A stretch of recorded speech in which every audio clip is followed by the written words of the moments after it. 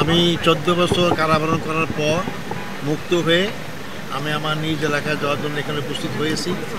আমি আমার দেশবাসীকে, বিশেষ করে আমার এলাকার জনগণকে ধন্যবাদ জানাই।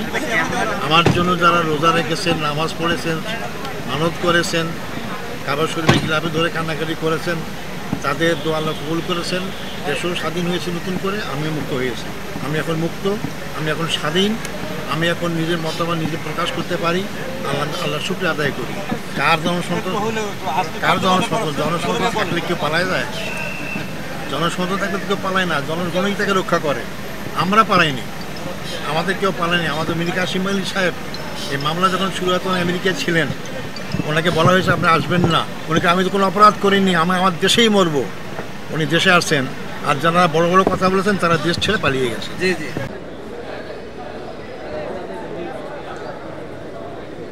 জায়গা কম, এর গাড়ি আছে, ঝামেলা।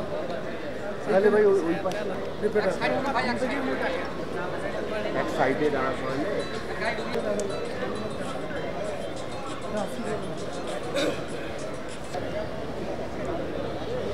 এয়ারপোর্টে